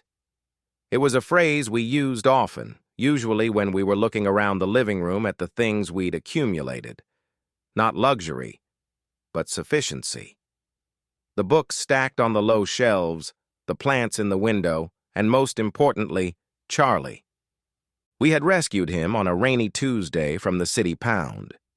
He was a scruffy, nervous terrier mix, with one ear that stood permanently at attention and a tail that thumped against the floorboards like a heartbeat. He had been a stray, like we had been, and there was something about the way he claimed our sofa as his sovereign territory that made the apartment feel complete. He followed Maya everywhere, his clicking claws on the wood floors providing a steady rhythm to our domestic life. But our real ritual was the roof. When we moved in, the rooftop was just a slab of hot, tar-covered concrete. Over the last 2 years, we had turned it into a sanctuary. It started with a few plastic pots of herbs, and it grew until we had a sprawling, chaotic garden of tomatoes, snap peas, and wild, tangled jasmine that smelled like heaven in the evenings. Every Saturday morning, we went up there together. It was our check-in. We'd bring up 2 mugs of coffee and spend an hour pulling weeds, pruning the tomato vines, and checking for new growth. It was slow work, messy work, and it was the only place where we didn't have to talk to feel connected. One Saturday, the city was unusually loud. Sirens in the distance, the grinding of a garbage truck below. But up on the roof, it felt like we were in a bubble. I was kneeling by the planter, my hands caked in potting soil, untangling a stubborn vine. Maya was standing a few feet away, meticulously trimming the dead leaves off the jasmine. She was wearing an old, oversized t-shirt of mine, her hair pulled back into a messy knot. I watched her for a moment. She looked healthy. The hollow, haunted look she'd worn in the early days was gone, replaced by a soft, steady vibrancy. She looked like someone who had finally stopped waiting for the other shoe to drop. "We have a lot of tomatoes coming in this year," I said, gesturing to the heavy green clusters on the vine. Maya turned, wiping her hands on her jeans. She laughed, a bright, genuine sound that cut through the city noise. "I think we're going to be eating salsa for 3 months straight, Elias. We might have overdone it." "There's no such thing as too many tomatoes," I teased. She walked over and knelt beside me, pressing a hand against my shoulder. The sun felt warm on our backs. For a long, beautiful minute, we just sat there, watching the bees hover over the blossoms. I felt the familiar grounding weight of her hand, and the internal static I used to battle every single day was completely silent. "You know," she said, her voice dropping to a softer register, "I used to think people like us, people who had seen the worst of the wreckage, weren't allowed to build things. I thought we were only good at breaking." "I used to think the same thing," I admitted, turning to look at her. "I thought my life was just a series of fires I had to run away from." She leaned in, resting her forehead against mine. Her skin smelled like sun and soil. "Look at this place," she whispered. "We planted this. We watered it. We kept it alive. It's not just a garden, Elias. It's proof." "Proof of what?" "That we can grow things," she said, her eyes shining. "That we can be the kind of people who nurture instead of destroy." I looked at the green vines, the thriving leaves, the quiet city stretching out below us. I thought about the car in the driveway, the coffee in the kitchen, and the way I could sleep through the night without the shadow of the past tapping at the window. "Yeah," I said, pulling her closer. "I think you're right." She squeezed my hand, her grip warm and solid. "I'm glad we stayed," she said. "Me too," I answered. We stayed up there until the sun began to dip low, painting the rooftops in hues of orange and gold. We didn't solve any of the world's problems, and we didn't have a plan for the next 5 years. We just harvested a handful of snap peas, drank our cold coffee, and enjoyed the quiet, honest labor of being happy. It was a simple, mundane life, and it was the greatest victory I had ever known. 18. The unraveling. The nursery wasn't a room, really. It was just a corner of our living room that we'd painted a soft, muted sage, a color Maya said felt like a breath of fresh air. We had spent weeks sitting on the floor in that corner, talking about the future, about how to keep our sobriety intact while welcoming a life into it. But beneath the hope, there was a fracture. Maya was terrified. She kept seeing the ghosts of her past, the potential for her own instability to ruin a child's life. When she finally made the decision, the air in the apartment didn't leave. It solidified, turning heavy and cold. We went to the clinic on a Tuesday. The waiting room was a study in quiet, suspended animation. The air smelled of sharp antiseptic and old magazines. We sat in hard plastic chairs, our fingers interlaced so tightly my knuckles were white.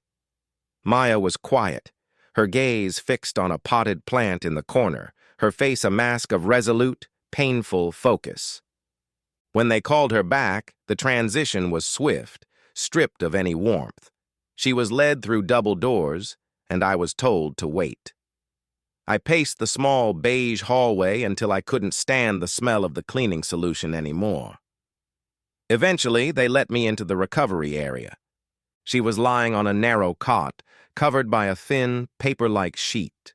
She looked small, swallowed by the clinical whiteness of the room. A nurse was checking a monitor, the machine emitting a low, rhythmic beep that sounded like a ticking clock. "Maya?" I whispered. She didn't open her eyes, but she reached out, her hand finding mine. It was cold, damp with a clammy sweat. The room was filled with the mechanical sounds of the clinic, the low hum of the suction machine, the intermittent sharp click of the nurse adjusting equipment, and the muffled voices of staff behind the privacy curtain. It was a sterile, unforgiving environment, one that reduced our profound, terrified decision into a series of medical steps. I saw the medical tray being cleared, the gleaming instruments, the blue absorbent pads, the remnants of a process that felt entirely surreal. I looked at Maya's face, etched with a fatigue that went deeper than bones. She was shivering, a fine rhythmic tremor that shook her entire frame. It wasn't just the cold, it was the physical shock of the procedure, the sudden, violent erasure of the future we had been sketching out on the sage-colored walls of our living room. I sat on the edge of the cot, leaning in so my forehead rested against hers. "I'm here," I said, my voice thick, raw. "I'm right here." She opened her eyes, and for a second, they were unanchored, drifting in a sea of pain. "It's gone, Elias," she whispered, her voice a brittle rasp. "The weight of it, it's just gone, but I feel like I'm hollowed out." I didn't try to offer platitudes. I just held her, feeling the sharp angles of her shoulders through the thin gown, holding her steady as the anesthesia began to wear off and the raw, jagged reality of what we had done settled into the room. The drive home was the longest journey I've ever taken. The sedan, usually our reliable chariot, felt like a coffin. The streetlights blurred into streaks of jagged yellow across the windshield, reflecting the hollow ache in my chest. Maya was in the passenger seat, staring out the window, her hand pressed firmly against her abdomen. She was deathly pale, a translucent, waxy shade that seemed to leach the color out of the interior. "You need to breathe, Maya," I said, my voice cracking. I reached across the center console, my hand trembling as I tried to find hers. She flinched, just for a second before forcing her fingers to interlace with mine. Her skin was freezing, damp with a cold, sickly sweat. I'm drained, Elias," she whispered. Her voice wasn't the strong, grounded anchor I was used to. It was thin, brittle as parchment. "It's just so much. Losing it takes everything out of you." "I know," I said, my grip tightening. I wanted to pull the car over, to drag her out and hold her until the sun came up, to fix the world. "We'll get through it. We've been through worse. We have each other." She turned her head to look at me then. Her eyes were dark, shadowed, and unreadable. She squeezed my hand with a sudden, sharp strength that caught me off guard. "Yes," she said, "we have each other. That's all we need. Just don't look at me like that, Elias. Please." "Like what?" "Like I'm breaking," she said, her voice rising just a fraction. "I'm not. I'm just grieving the idea of it. Don't go looking for ghosts that aren't there." She pulled her hand away, curling it back against her stomach. She closed her eyes, her head resting against the passenger window. She looked like she was drifting, but her jaw was set so tight I could see the muscle in her cheek pulsing. When we pulled into our driveway, Charlie was waiting at the door, whining. The apartment felt different, colder, sharper. The sage-colored corner seemed to scream at us as we walked in. Maya didn't even take off her coat. She walked straight to the bedroom, her gait heavy and measured. "Maya," I called out, following her. "Do you want some tea? I can make something—" She stopped in the doorway and turned back. She looked small, swallowed by the oversized coat. She looked at me, and for a fleeting second, I saw a flash of raw, unfiltered agony cross her face. She wiped her forehead, her hand shaking. "I just need to sleep," she said, her voice returning to that calm, steady tone that had anchored me for years. "The doctor said the weakness is normal. It's just the aftermath, Elias. Let me rest. Please, just give me tonight." "I'm staying right here," I said, my heart heavy with a protective, desperate love. "Okay," she whispered, turning away before I could see her face. "Okay." She closed the door. I sat on the sofa in the dark living room, Charlie resting his head on my knee, and stared at the empty corner. I didn't know that the aftermath she spoke of was a lie. I didn't know that the tremor and the pale skin weren't the echoes of a lost pregnancy, but the first waves of a storm that would eventually take her from me. I thought we were just grieving. I thought we were safe. 18. The breaking point. The house had become a cemetery of things that would never be. Between the echoes of Elena's laughter from years ago and the crushing silence of the sage-colored nursery we had just dismantled, the air in our home was thick enough to drown in. We lived in a house built of glass, terrified that one wrong move would shatter everything. Maya was fading. It wasn't just the visible weight of her grief. It was a shrinking of her spirit. She moved through the rooms like a specter, and the silence in our home grew heavy, pressing against my chest until it felt like I couldn't draw a full breath. Charlie, our scruffy little terrier, seemed to feel it too.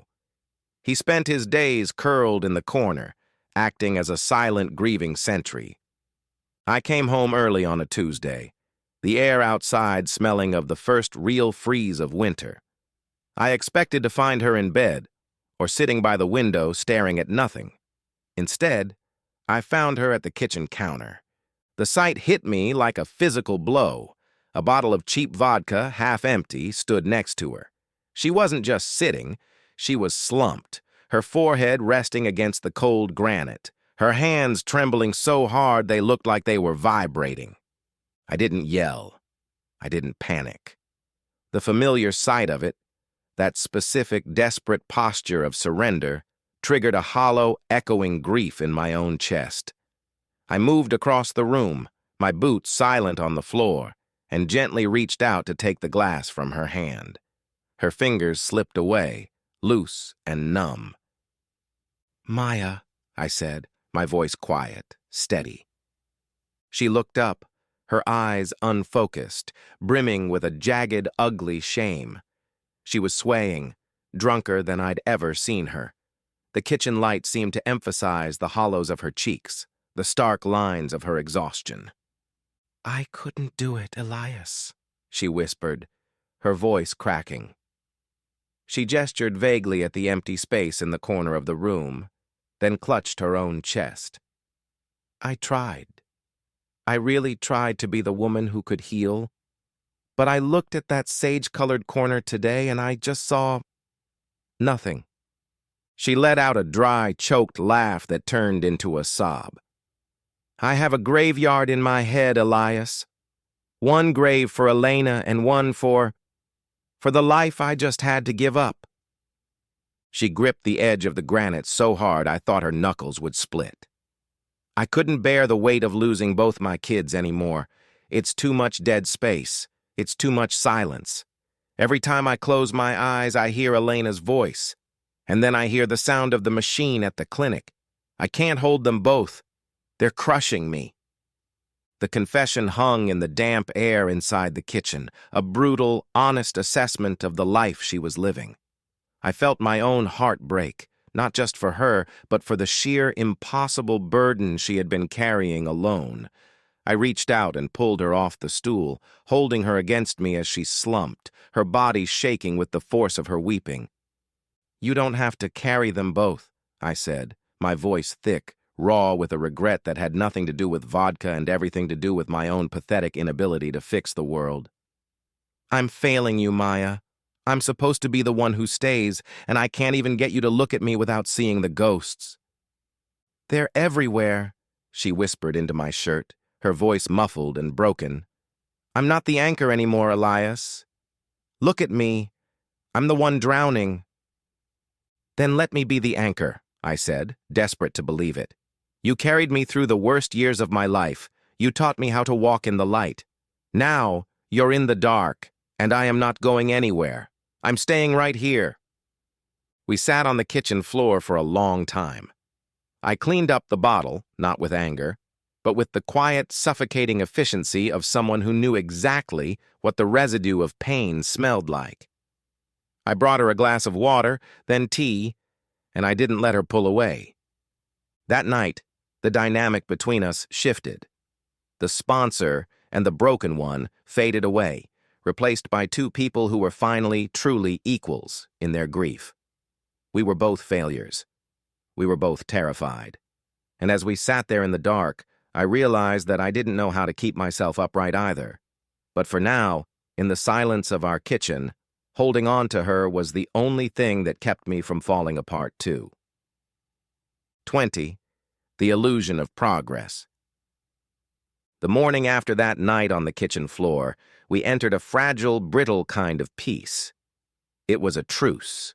We were like two soldiers emerging from a bunker, trying to convince ourselves that the war was over just because the shelling had stopped for an hour.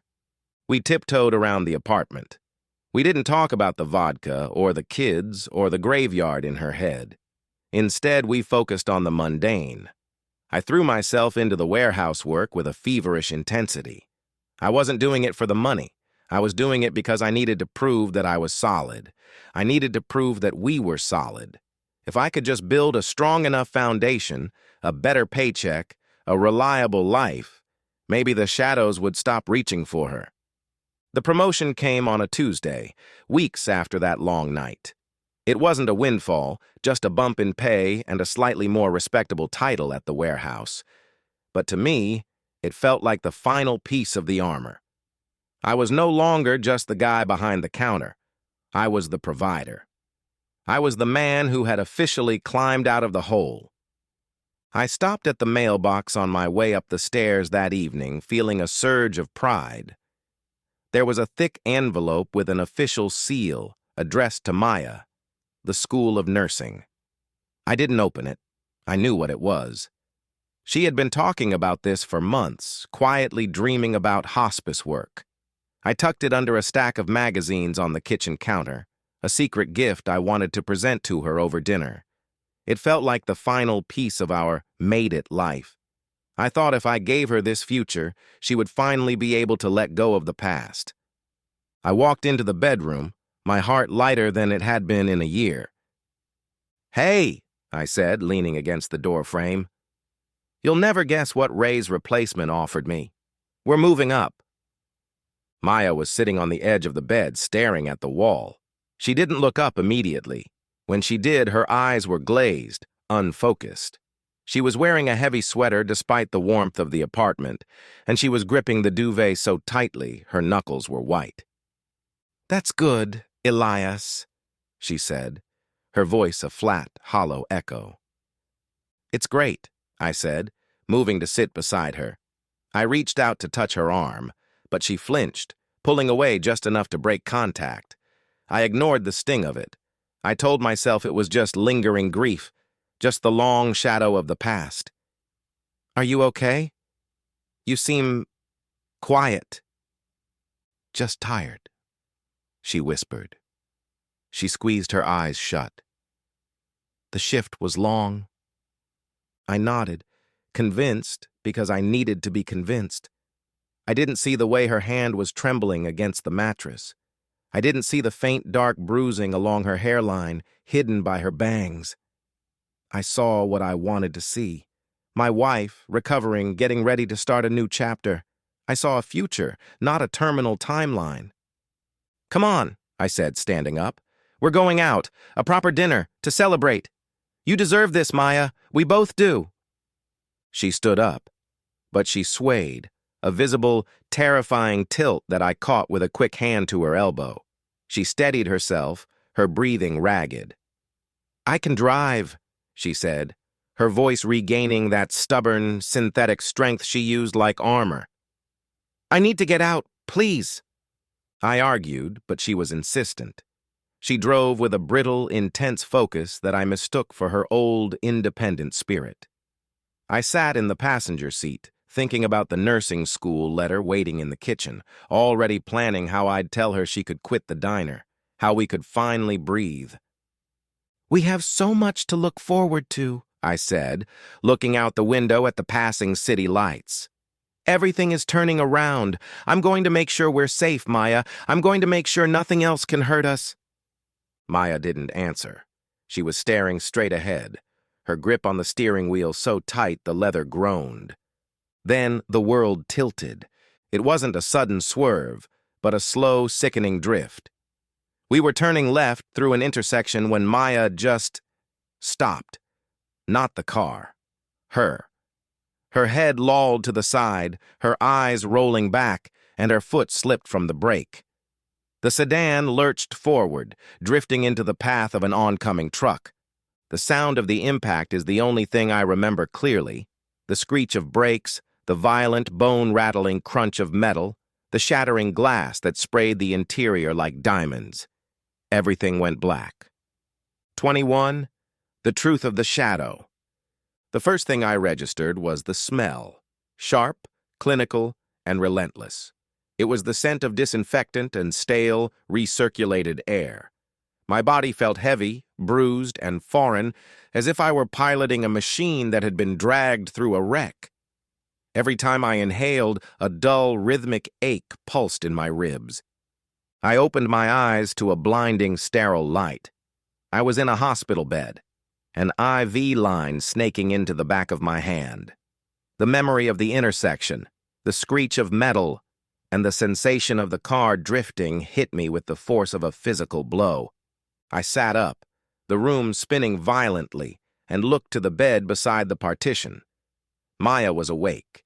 She was propped against a stack of pillows, staring out the window at the gray sky. She looked impossibly tired, a hollow, drained exhaustion that reached deeper than any crash could explain. "Maya?" I rasped, my throat feeling like it was lined with glass. She turned her head slowly. Her eyes were clear, but they were distant, as if she were looking at me through a pane of thick frosted glass. She didn't look like she was in pain, but she looked settled, resigned. "The truck hit my side, Elias," she said, her voice quiet. "I don't remember the impact. I just remember the quiet after." "You're okay," I said, panic rising. "The doctors, they said—" "The doctors were here," she interrupted. Her gaze shifted to the wall, then back to me. "They didn't just scan for the concussion, Elias. They ran imaging for internal bleeding. They found something else." The room went silent. The beeping of the monitor seemed to grow louder, the only sound in the world. "It's not the crash," she said, her gaze locking onto mine with an absolute terrifying clarity. "They found a glioblastoma, a tumor. It's high grade. The doctor said it's been growing for months. That's what the seizures were. That's why I was so tired, why I was fading." The world went flat. It felt like someone had pulled the rug out from under the life I'd just started building. The promotion, the nursing school letter, the clean apartment, it all felt like a cruel joke now. I tried to speak, to bargain, to tear the IV out of my arm, but I couldn't move. My voice was trapped in my throat. "They can operate," I finally choked out. "We'll find the best surgeon. We'll go anywhere. We've survived everything else. We can survive this." "Elias," she whispered, a blade of a word that cut through the silence. "It's terminal." I stared at her. I looked for a hint of doubt, a sign that she was wrong, but there was only the cold, sterile reality of the room. She was the woman who had pulled me out of the motel, who had sponsored me, who had become my entire world. And now the universe was taking her back. "I didn't tell you before because I couldn't bear to watch you turn back into the man you were before we met," she said, her voice sharpening, finding a sudden, fierce resolve. "I wanted us to have these months. I wanted us to just be." "You should have told me," I whispered, the sob finally tearing its way up my throat. "I would have been there. I would have held you." "You were there," she said, a single tear tracking through the pale skin of her cheek. "Just by being you. Just by being present." We didn't talk about the odds. We didn't talk about the terminal part. In that sterile room, we looked at the future not as a path, but as a battlefield. We decided right then that we were not going to let the shadow dictate the terms of our life. We were a unit. We were two people who had climbed out of the deepest holes, and we weren't going to stop fighting now. 22. The final grace. The battle was brutal, and it was beautiful in its own heartbreaking way. We turned our apartment into a sanctuary. There were no more hospital visits. We brought the care to her. The sage-colored corner, once meant for a child, became our command center, filled with soft light, the lingering scent of dried lavender, and Charlie, who refused to leave her side, resting his chin on her feet day and night as if he were guarding the threshold. We spent the final months living with a frantic, desperate intensity. We sat on the fire escape and watched the city lights. We read poems out loud, and we simply existed in the quiet we had fought so hard to build. But eventually, the shadows grew longer. The strength that had anchored me for years finally began to wane, and the world began to shrink to the size of our bedroom. The morning the end came, the light was soft, filtered through the blinds in thin amber slats that moved like slow-motion ghosts across the floor. She was barely conscious, her breathing shallow and labored, a rhythm that was becoming more hesitant with every passing hour. The room was heavy with the scent of her, and the silence was no longer the oppressive weight I had feared. It was sacred. I sat on the edge of the bed holding her hand.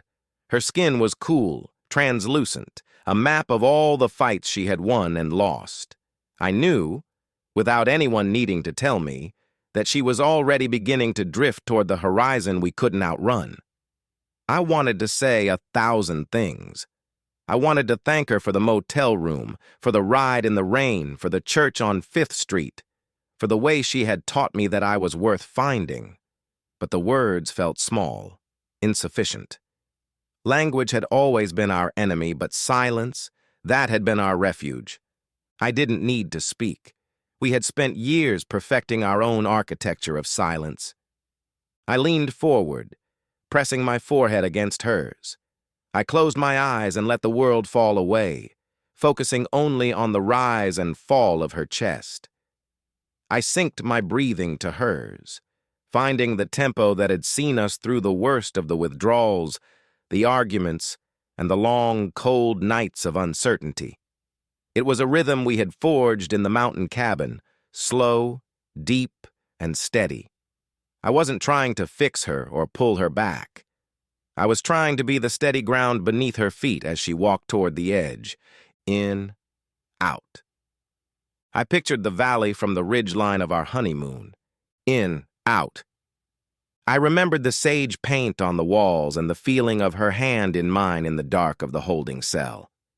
In, out. "I'm here," I whispered, though I knew she couldn't answer. "I've got the anchor now, Maya. You can let go." Her eyelids fluttered, and for a split second, her eyes found mine, clear, focused, and filled with a peace that surpassed everything we had endured. Her hand, which had been so frail, tightened around mine with a sudden rhythmic pulse, matching the tempo of our breathing. It was a final, silent conversation. She wasn't just saying goodbye, she was handing me the map. She was telling me that she had been found, that she was whole, and that I would be too. I stayed in that rhythm, holding the line, staying right there with her as the light in the room shifted. I didn't reach for music or poetry. I reached for the simple, heavy, beautiful truth of our life together. I held her hand until the breathing slowed, until the gaps between the breaths grew long, and then finally stopped. Her hand went limp in mine, a soft final release. The room went very still. Charlie let out a long, low sigh and tucked his nose deeper into the blankets. I kept my forehead against hers for a long time, in the quiet we had built together, until I knew she was truly home. She was gone, but the grace remained. The house was empty, the silence had returned, but I knew, with a certainty that burned through the grief, that I was still here, and because of her, I knew how to stay. I stood up, and for the first time, I didn't reach for the bottle. I reached for the quiet, and I held it. 23. The Architecture of Grace, 5 years. The number doesn't feel like a milestone anymore, it just feels like the length of a life. When people ask me how long I've been sober, the answer comes out as naturally as my name. It's not a badge of honor I polish every morning, it's just the bedrock beneath my feet. If the ground is stable, you don't spend all your time looking down at it, worrying if it will crack. You spend your time looking forward. I live in a small house now, not an apartment. It has a yard, a patch of clover and wild grass that I spend too much time mowing on Saturday mornings. Charlie is 15, his muzzle almost entirely white, his gait a slow, rhythmic shuffle, but he still insists on being the first one to greet the mail carrier. He's the keeper of the house, and I'm just the guy who makes the coffee. My life is built on a different set of metrics than the ones I used to use.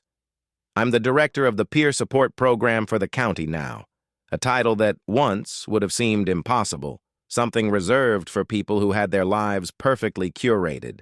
I spent 3 years taking night classes, grinding through the administrative work, and learning that the same broken parts of my history were the exact tools I needed to help someone else build a bridge. I've helped secure stable housing for dozens of people, and I've sat in hospital rooms, not as a patient, but as a person who knows the smell of impending finality, and I've held hands just like Maya did. When I sit in those rooms, I don't try to fill the air with words. I sit in the architecture of silence we built together. I offer the same presence she gave me. I've learned that when people are facing the end, they don't need a lecture. They need someone who is brave enough to sit in the quiet with them. But the real work happens in the mornings, before the county board meetings or the intake forms. I still have the garden. When I moved from the apartment, I brought the clippings of the jasmine and the seeds from our snap peas with me. I built raised beds in the backyard, a small, humble extension of the sanctuary we created on that hot, tar-covered roof. Every Saturday, rain or shine, I'm out there. I prune the vines, I check the soil, and I talk to the plants just like we used to. It's messy work, and it leaves my hands caked in dirt, but it's the most honest labor I know. As I pull the weeds and stake the tomatoes, I feel her presence in the growth, the way the jasmine vine climbs, the way the peas bloom in the early spring. It's not just a garden, it's a living timeline of us. Tending to it is how I start my days, a quiet ritual of nurturing that keeps me anchored to the man I've become. It's a reminder that beauty isn't something you find, it's something you cultivate, even when the soil has been through a fire. I have a bank account that doesn't trigger a spike of anxiety. I have a car that starts every single morning. I have friends, real ones, who know the guy I was and who respect the guy I've become. But the most important accomplishments aren't the ones on my resume. They are the quiet, invisible wins. I think of her every single day. There is no getting over Maya, and I stopped trying 2 years ago. Instead, I integrated her. She's the way I make my coffee, a slow, deliberate process. She's the reason I stop to look at the light hitting the buildings at 5 p.m. She's the reason I pause when the hospice center gets too quiet, or when a patient's family is too frightened to breathe. I don't need a song to find that stillness anymore. I just take a breath, let the silence settle, and I'm there with her. Some mornings, the grief still comes. It hits me when I walk past a sage-colored paint sample in the hardware store, or when I see a stray terrier that reminds me of Charlie in his prime. But it doesn't knock me down. It's just a wave. I feel it, I acknowledge it, and I let it pull back, leaving the sand clean and ready for the next tide. I walked into the kitchen this morning, the sun pouring through the windows in those familiar honey-colored shafts. I looked at the framed letter from the nursing school, the one that was never meant for me, but ended up defining the future I walked into, and I whispered, "Morning, Maya." It's not a sad ritual. It's a check-in. It's a reminder that I am here because she was there. I poured the coffee, let Charlie out into the yard to greet the day, and checked my calendar. I had a busy morning, a new intake at the center, a meeting with the county board about expanding our outreach, and then a shift at the hospice center. I locked the front door behind me and stood on the porch for a moment, listening to the city waking up. The traffic was humming, the neighbor was yelling for his kids, and the air was crisp. I took a deep breath, and it was clean. No static, no poison, no phantom aches. I have 5 years of clean mornings. I have a life that is small, steady, and entirely my own. I have the memory of a woman who taught me that the anchor isn't something you throw away to move forward. It's the thing that keeps you from drifting out to sea when the storm hits. I started the car, felt the smooth, reassuring vibration of the engine, and pulled away from the curb. I wasn't running from the ghost anymore, and I wasn't trying to catch up to a future that hadn't arrived. I was just living, and that, I realized, was the greatest accomplishment of all. The end.